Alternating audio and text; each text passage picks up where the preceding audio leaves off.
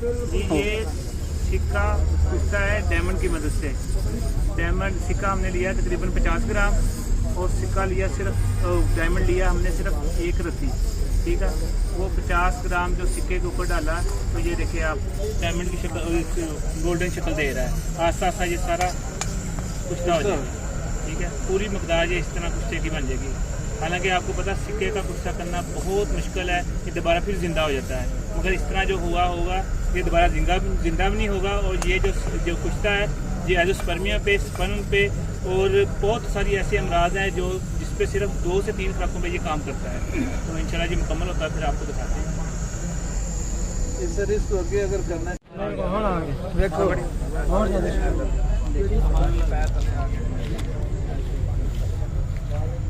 घोड़े तो नहीं इतने पहुँच सके।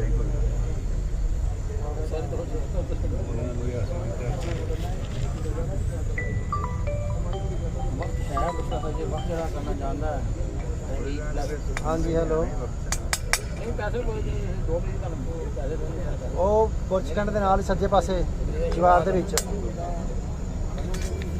ਨਾਲ ਹੀ ਦਰਵਾਜ਼ੇ ਦੇ ਨਾਲ ਸੱਜੇ ਪਾਸੇ ਇੱਥੇ ਹੀ ਆ ਗਏ ਨਾ। ਫਿਰ ਇਹ ਦੇਖੀ ਜਾਓ ਜੀ ਹੁਣ ਗੋਲਡਨ ਕਿਸ ਤਰ੍ਹਾਂ ਬਣ ਗਿਆ। ਇਹ ਫਿਰ ਹੁਣ ਚੇਂਜ ਕਰਾਂਗੇ ਮੇਰੇ ਅੰਦਰ ਡੇਢ ਲੱਗਣਾ ਕਹਿੰਦੇ ਜੀ ਕਲਰ ਚੇਂਜ ਹੋ ਗਿਆ ਗੋਲਡਨ ਕਰਾਂਗੇ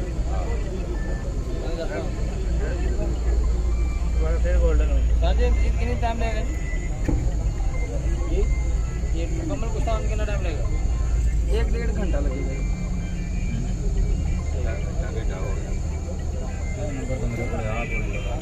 अच्छा जी ਹੁਣ ਅਸੀਂ ਇਹਦਾ ਕਲਰ ਜਿੰਨਾ ਮਰਜ਼ੀ ਕੱਢਦੇ ਰਹੀਏ ਕਲਰ ਆਂਦਾ ਰਹੇਗਾ। ਕੁਸ਼ਤਾ ਕਰੋ ਸਾਜੀ ਆ ਬਸ ਹੁਣ ਕੁਸ਼ਤਾ ਕਰ ਮੈਂ ਥੋੜਾ ਜਿਹਾ ਜੀ ਦੇਖੋ ਵਾਲੀ ਚੈੱਕ ਕਰ ਲਈ ਨਾ ਦੇਖੋ ਦੋਵੇਂ ਨੰਬਰ ਇਹ ਦੇਖੋ ਜੀ ਇਹ ਹੋਰ ਵੀ ਕੰਮ ਇਹ ਦੇਖੋ ਛੋਟੇ ਜਾਣਾ ਹੈ ਜੀ।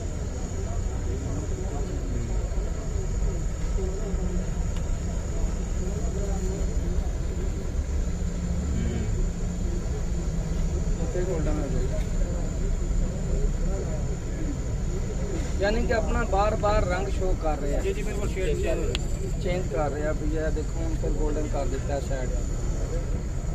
छोटा दाना देखो ਸਾਡੇ ਵੀ ਕੁਸ਼ਤੇ ਸਹੀ ਹੁੰਦੇ ਆ। ਆਪਣਾ ਕੁਸ਼ਤਾ ਠੀਕ ਹੋ ਗਿਆ, ਸਦਕ ਹੋ ਗਿਆ, ਇਹਦੇ ਵਿੱਚ ਤੇਜ਼ਾਬ ਉੱਤੇ ਪਾ ਕੇ ਉਹਨੂੰ ਰਗੜ ਕੇ ਬਸ ਹੁਣ ਅਸੀਂ ਇਹਨੂੰ ਆ ਭੁੰਨਣਾ ਹੈ।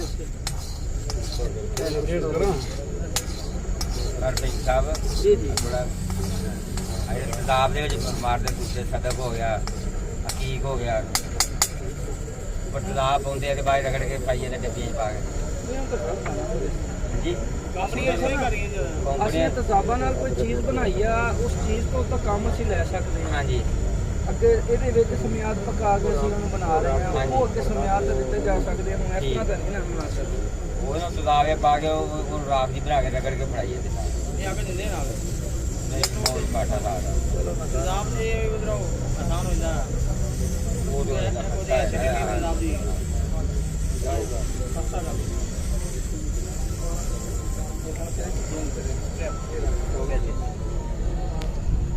फिर गोल्डन हो जाएगा।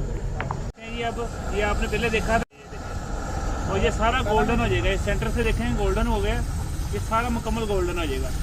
ये है सिक्का डायमंड की मदद से कुश्ता हुआ जो एजोस्पर्मिया पे, स्पर्म पे, कुव्वत पे बहुत ज़बरदस्त काम करता है। इंशाल्लाह ये सारा इस तरह का गोल्डन बनेगा और ये दोबारा ज़िंदा भी नहीं होगा। आपको पता है जो सिक्का है बहुत ज़्यादा लोग बनाते तो हैं मगर वो ज़िंदा हो जाता है दोबारा फिर। ये इंशाल्लाह ज़बरदस्त बनेगा।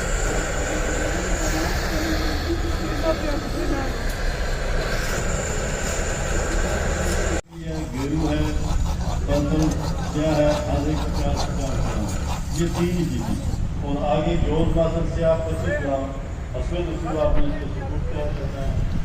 और ये तमाम अद्वियात जो है ये एक रत्ती की खुराक के हिसाब से 100 ये भाई आए थे तकरीबन 2 माह पहले, तो इनकी जो रिपोर्ट थी ना जरासीम बिल्कुल ज़ीरो थे, इसे कहते हैं एजोस्पर्मिया। तो माशाल्लाह इन्होंने दवाई खाई, अल्लाह पाक ने करम किया हजूर पाक के सदक़े और माशाल्लाह हमारे पीरों के सदक़े, सैयद ज़हीर हसन शाह साहब के सदक़े, तो अल्लाह पाक ने करम किया। और इनकी अब जो रिपोर्ट आई है ना वो माशाल्लाह 40% एक्टिव है और दूसरे भी स्लगश है। जब इनकी है ही कुछ नहीं था, मतलब एजोस्पर्मिया, डॉक्टरों ने भी जवाब दिया हुआ था और हर एक ने कहा था ये 2 करोड़ रुपये भी लगा ले तो इसका इलाज नहीं होगा। ठीक है, माशाल्लाह ये मिठाई लेके अल्लाह पाक ने इन पर करम किया। और ये बताएंगे बिल्कुल जी, मेरे ना बिल्कुल स्पर्म नहीं थे, बिल्कुल नील था, कोई चीज़ भी नहीं थी, मैं बड़ा परेशान था।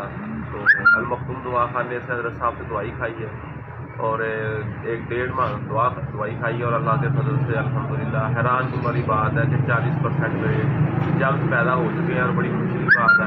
और लेबॉर्ट्री वालों ने बाकायदा नंबर लिया, जो इस फैसलाबाद की सबसे अच्छी लेबॉर्ट्री है, उन्होंने इनसे नंबर लिया और अपने मरीज उन्होंने खुद बेचे। ठीक है, ये माशाल्लाह ग्रुप की वजह से, जो ग्रुप में हम माशाल्लाह वाजिदुल्लाह साहब, साबरी साहब, रजवान शाह साहब और दूसरे मामलात की वजह से भी माशाल्लाह उनके नुक्साजात भी दिए, अल्लाह पाक ने क्लियर किया। ये सबका शुक्रिया, अल्लाह पाक इन पर भी शिफा दे और आप सबको अल्लाह पाक ने ना मेहरबानी फरमाए। आमीन। अल्लाह खैर।